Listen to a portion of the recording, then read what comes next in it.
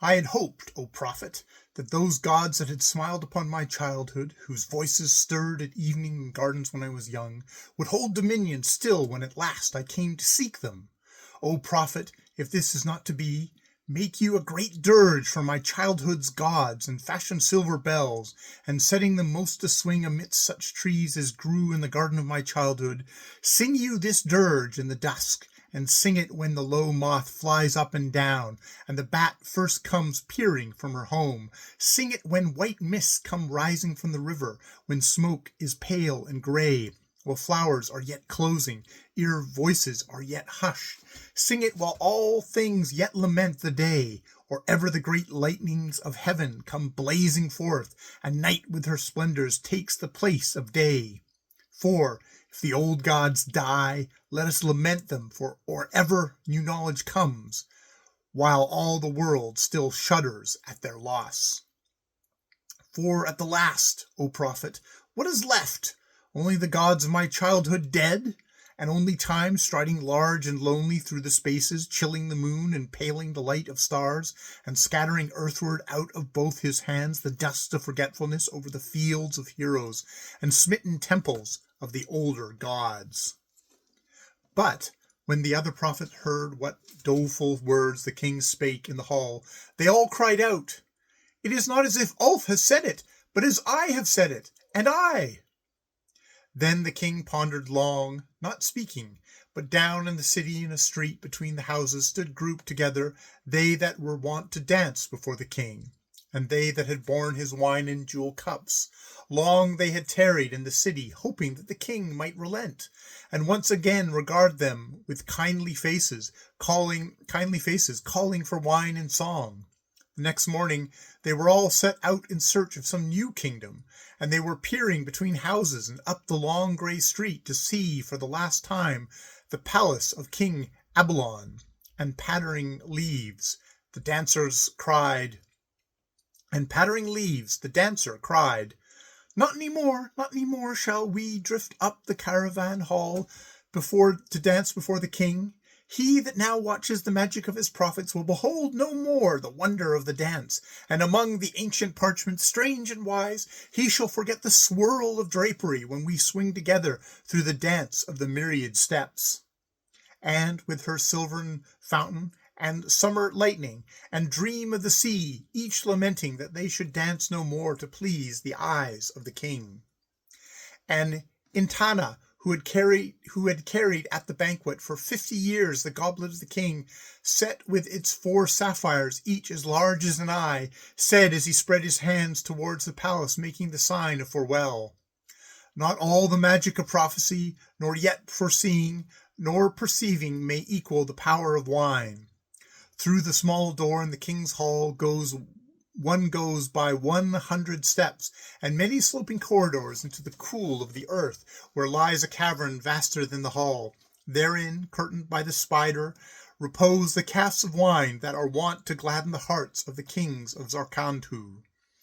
In islands far to the eastward, the vine, from whose heart this wine was long since wrung, hath climbed aloft with many a clutching finger, and beheld the sea and ships of the olden time, and men since dead, and gone down into the earth again, and been covered over with weeds.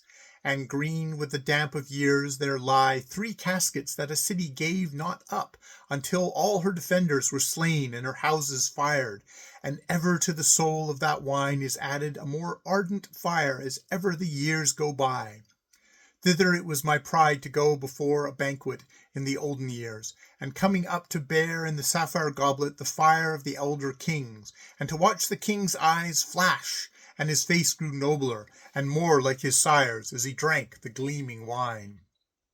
And now the king seeks wisdom from his prophets, while all the glory of the past and all the clattering splendor of today grows old, far down, forgotten beneath his feet. And when he ceased, the cupbearers and the women that danced looked long in silence at the palace. Then one by one all made their farewell sign, before they turned to go.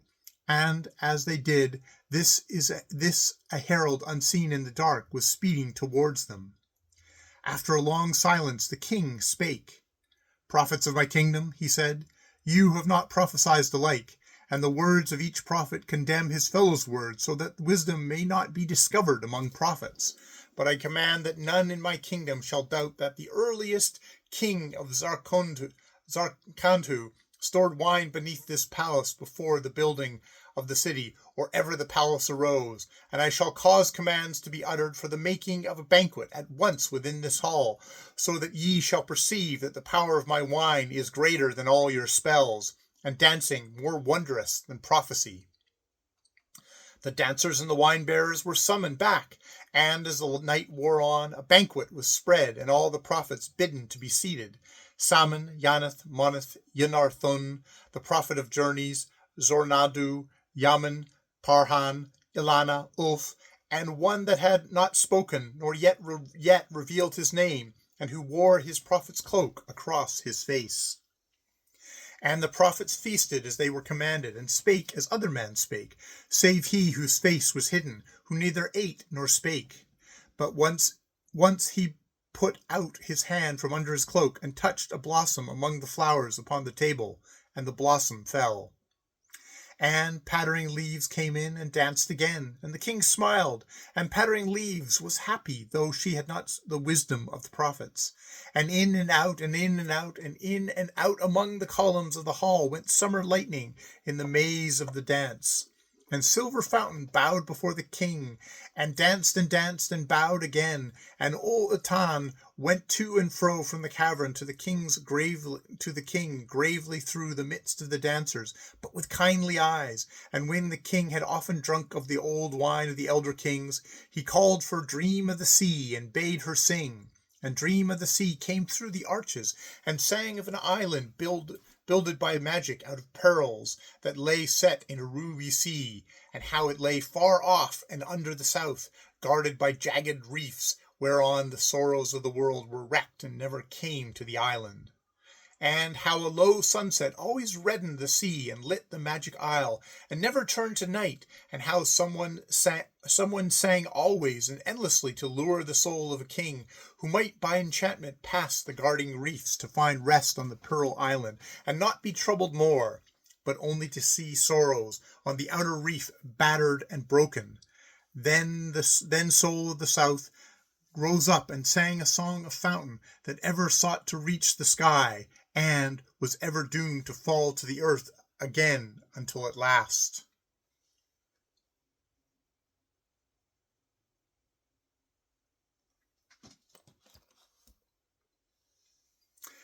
Then, whether it was the art of Pattering Leaves, or the song of Dream of the Sea, or whether it was the fire of the wine of the elder kings, Abelon bade farewell kindly to the prophets when morning paled the stars.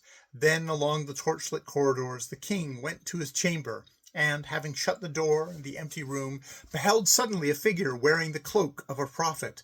And the king perceived that it was he whose face was hidden at the banquet, who had not revealed his name. And the king said, Art thou too a prophet?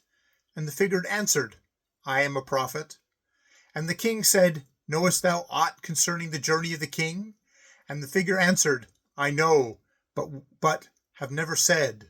And the king said, Who art thou that knowest so much, and hast not told it? And he answered, I am the End.